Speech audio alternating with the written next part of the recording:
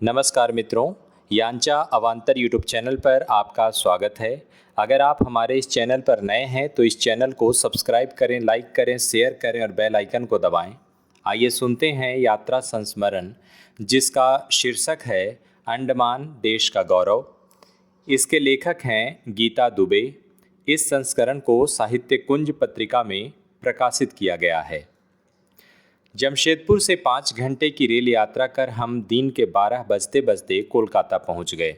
दिन भर कोलकाता की मॉल्स में घूमते घूमते और यहाँ की भीड़ भाड़, टैक्सी, बसों की चिल्ल पाँव से मन बेचैन हो चला था। अगली सुबह अंडमान के लिए कोलकाता से सुबह 9 बजे की हमारी फ़्लाइट थी। लिहाजा हम सुबह के 8 बजते बजते नेताजी सुभाष चंद्र बोस एयरपोर्ट कोलकाता पहुँच गए। कोलकाता से पोर्ट ब्लेयर अंडमान की राजधानी की उड़ान सिर्फ 2 घंटे की है। विमान के उड़ान भरने के बाद सीट के आगे वाली झोली में रखे फैशन पत्रिका स्काई शॉप देखने के बाद हमने कुछ जलपान के साथ कॉफ़ी पी। कुछ ही देर में पायलट ने हमें बताया कि अब कुछ ही मिनटों में हमारा विमान Veer Savarkar airport port Blair उतरने वाला है। मैंने खिड़की से नीचे देखा तो ऐसा लग रहा था मानो चारों ओर गहरे नीले रंग के पानी के बीच कोई हरे रंग का बागीचा हो। नज़ारा काफ़ी खूबसूरत था। पोर्ट ब्लेयर उतरकर हम सीधे अपने होटल गए। चारों ओर हरियाली और शांत वातावरण अत्यंत लुभा रहे थे। नारियल पानी पीकर हम एकदम तरोताज़ा हो गए। कोलकाता की सारी थकान छूमंतर हो गई। अंडमान तथा निकोबार द्वीप समूह हिमालय पर्वत श्रृंखला का हिस्सा है, जो उत्तरी पूर्व से दक्षिणी पूर्व बंगाल की खाड़ी, वर्मा से सुमात्रा, इंडोनेशिया तक फैले हैं। अंडमान निकोबार में छोटे बड़े कुल मिलाकर 572 द्वीप हैं, इसलिए इसे अंडमान निकोबार द्वीप समूह भी कहा जाता है। पोर्ट ब्लेयर अंडमान तथा निकोबार द्वीप समूह की राजधानी है, जो बंगाल की खाड़ी में स्थित है। यहाँ के सभी द्वीप वन संपदा से भरपूर, अपने आप में प्राकृतिक हरियाली और पेड़ पौधों से भरे हैं। 572 द्वीपों में से सिर्फ 37 द्वीपों पर ही आबादी है, जिसमें 2 द्वीपों पर अभी भी जनजातियां रहती हैं। ये जनजातियां पाषाण युगीन मानव हैं। अंडमान की ऐतिहासिक पृष्ठभूमि मालदीव से जुड़ी है। यहाँ से गुलामों का व्यापार होता था। जनजातियों के बारे में कहा जाता है कि पुर्तगीज, चीन और अरब जहाजी व्यापारी ने अफ्रीकन दासों को जहाज़ दुर्घटनाग्रस्त होने पर उन्हें यहाँ छोड़ दिया। ये जनजातियाँ वन के फल फूल के अलावा जंगली सूअर और हिरन पकाकर खाते हैं। ये पत्थर रगड़कर आग निकालते हैं और नग्न रहते हैं। जब भारत गुलाम था, बहुत समय तक ईस्ट इंडिया कंपनी ने इन द्वीपों की तरफ अपना ध्यान नहीं दिया, लेकिन कुछ समय पश्चात यहाँ के द्वीपों के बारे में कंपनी ने दिलचस्पी लेनी शुरू की। भारत के तत्कालीन गवर्नर जनरल लॉर्ड कॉर्नवालिस ने इन द्वीपों के सर्वे करने का आदेश दिया और अंडमान में भारतीय कैदियों की पहली बस्ती 1789 में चाथम द्वीप पर बसाई गई। अंडमान द्वीप काला पानी के नाम से भी जाना जाता है। इसके 2 कारण हैं। पहला यह कि अंडमान समुद्र के नीले गहरे पानी से इसका नाम काला पानी पड़ा। दूसरा यह कि अंग्रेजों द्वारा जिन क्रांतिकारियों को सज़ा सुनाई जाती थी, उन्हें इन द्वीपों पर भेज दिया जाता था। इस सज़ा को काला पानी के नाम से संबोधित किया जाने लगा। उन दिनों कैदियों को खुला छोड़ दिया जाता था। चारों ओर समुद्र के घने जंगल होने के कारण कैदियों के भाग जाने का कोई डर नहीं था। पहले दिन हमने सेल्यूलर जेल देखा। सेल्यूलर जेल अंडमान की राजधानी पोर्ट ब्लेयर में स्थित है। इस जेल का निर्माण 1896 से 1906 के बीच हुआ था। जेल की एक कोठरी 13 फीट लंबी और 7 फीट चौड़ी है। इन कोठरियों में हमारे स्वतंत्रता सेनानियों ने अपनी पूरी जवानी बिता दी। जेल की एक एक ईंट में शहीदों के खून पसीने का इतिहास छुपा है। वीर सावरकर और उनके बड़े भाई विनायक दामोदर सावरकर इसी जेल में 1 साल तक एक दूसरे को देख भी नहीं पाए थे। जेल के आंगन में खड़ा पीपल का पेड़, जिसने शहीदों पर हुए अत्याचारों को देखा है, आज लेजर शो के जरिए उन्हें बयां करता है। कैदियों को नारियल के छिलके को कूट कूट कर स्वच्छ करना होता था। एक निश्चित मात्रा में बैल की तरह कोल्हू चलाकर नारियल के तेल निकालना होता था। मात्रा कम होने पर उनके हाथ पांव बांधकर कोड़े बरसाए जाते थे। कितने कैदी बेहोश हो जाते और कितने की मौत इस दौरान हो गई। खाने में दूषित विषैला खाना मिलता था। दिन भर में बस एक ही गिलास पानी दिया जाता था। रात के वक्त शौच या पेशाब आने पर बाहर जाने की इजाज़त नहीं थी, उसे कंट्रोल करना होता था या कोठरी में ही करना होता था। बीमार पड़ने पर जेलर डेविड बैरी के सामने पेश किया जाता था।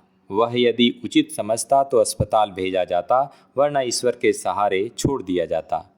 जिसने सेल्यूलर जेल आकर अपनी श्रद्धांजलि इन शहीदों को दे दी, मानो उसने एक तीर्थ कर लिया। सेल्यूलर जेल के उन सभी शहीदों को सत सत नमन।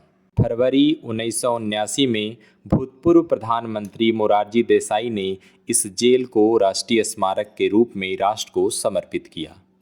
सेल्यूलर जेल देखने के बाद पोर्ट ब्लेयर से 20 मिनट की बोट यात्रा कर हम रॉस आइलैंड गए। इस द्वीप को अंग्रेजों ने पोर्ट ब्लेयर की राजधानी बनाया था। यहाँ सरकारी कार्यालय और मुख्य आयुक्त का कार्यालय, स्विमिंग पूल, बेकरी घर, जेलर का मकान था। अब सब ढह गए हैं और वहाँ बड़े बड़े पेड़ उग आए हैं। Havelock island. दूसरे दिन हम पोर्ट ब्लेयर से 4 घंटे की समुद्री यात्रा कर हैवलॉक आइलैंड गए। वैसे तो पूरा अंडमान ही खूबसूरत है, लेकिन इस 2 घंटे की यात्रा के दौरान ऐसा लगा मानो प्रकृति ने अपनी सारी खूबसूरती यहीं लुटा दी हो। समुद्र के गहरे नीले पानी के किनारे किनारे विशाल घने जंगल बेहद खूबसूरत लग रहे थे। हैवलॉक आइलैंड से स्पीड बोट द्वारा हम एलिफेंट बीच गए। आधे घंटे की यह स्पीड बोट की यात्रा अपने आप में एक एडवेंचर था।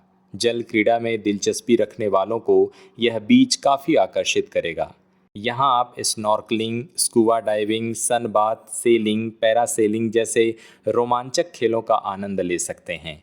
हैवलॉक आइलैंड में ही राधानगर बीच है। यह बीच अपने आप में बहुत खूबसूरत है और यहाँ से सूर्यास्त का नज़ारा मनमोहक लगता है। तीसरे दिन हम वापस फिर 4 घंटे की समुद्री यात्रा कर हैवलॉक आइलैंड से पोर्ट ब्लेयर लौट आए। चौथे दिन पोर्ट ब्लेयर से 20 मिनट की बोट यात्रा कर नॉर्थ बे आइलैंड गए। यह आइलैंड भी दूसरे आइलैंड की तरह काफ़ी खूबसूरत है। इस आइलैंड में भी तमाम प्रकार की जल क्रीड़ाएँ जैसे scuba diving, snorkelling, sea walking इत्यादि होती हैं। यहाँ की लहरों में ज़्यादा उफान नहीं रहता। हमने सी वॉकिंग की, यह काफ़ी रोमांचक था। सी वॉकिंग मतलब हमने समुद्र की सतह पर वॉक किया। हमें 32 किलो का हेलमेट पहनाकर नीचे सीढ़ियों के सहारे 22 फीट गहरे समुद्र में एक ट्रेंड व्यक्ति के साथ उतार दिया गया। आधे घंटे समुद्र की सतह पर वॉक करने के बाद उसी सीढ़ियों पर चढ़कर हम वापस फिर बीच पर आ गए। वाकई वह आधे घंटे का समय बेहद रोमांचक था, जो जीवन भर याद रहेगा। रंग बिरंगी मछलियाँ हमें छूते हुए निकल गईं। हमने समुद्र के तह से कुछ कोरल मुट्ठी में ले लिए। वह कोरल आज हमारी ड्राइंग रूम की शोभा बढ़ा रहे हैं। इसके बाद हमने वाइपर आइलैंड देखा। इस आइलैंड में फांसी घर स्थित है। स्वतंत्रता सेनानी शेर अली को यहीं फांसी दी गई थी। पोर्ट ब्लेयर में हमने अपने परिजनों के लिए कुछ गिफ्ट खरीदे। कोलकाता की तरह यहाँ शॉपिंग मॉल तो नहीं है, लेकिन फिर भी अच्छा बाजार है। सागरिका बाजार से हमने नारियल के बने गणेश भगवान की मूर्ति, नारियल के बंदर और कुछ सीप के सामान लिए। यहाँ के लोग शांत एवं ईमानदार हैं। मुख्य रूप से यहाँ की भाषा हिंदी है। वैसे तो यहाँ सभी क्षेत्र के लोग मिलेंगे, लेकिन ज़्यादातर बंगाली और तमिल हैं। कारण यह है कि अंडमान कोलकाता और चेन्नई दोनों ही जगहों से नज़दीक पड़ता है। 2 घंटे की हवाई यात्रा और 3 दिन की समुद्री यात्रा से कोलकाता या चेन्नई से अंडमान आया जा सकता है। यहाँ के बंगाली कहते हैं कि 1972 में जब बांग्लादेश पाकिस्तान से अलग हुआ था, तो उस समय बहुत से शरणार्थी भारत आ गए थे, जिन्हें भारत सरकार ने यहाँ अंडमान में शरण दी थी। यहाँ का मुख्य भोजन मछली और भात है। 4 दिन अंडमान और निकोबार देखने के बाद 5वें दिन यहाँ से विदा लेने का समय आ गया। पोर्ट ब्लेयर से कोलकाता की हमारी उड़ान दिन के 11 बजे थी। इस यात्रा के दौरान मैंने बहुत कुछ सीखा, जाना इंसानी स्वभाव को कि वह कितना क्रूर हो सकता है, कितना अत्याचारी हो सकता है, और यह भी जाना कि झूठ के सामने झुकने से अच्छा है देश के लिए शहीद हो जाना। एक बार मुड़कर मैंने अंडमान को देखा और उसे अलविदा कह दिया।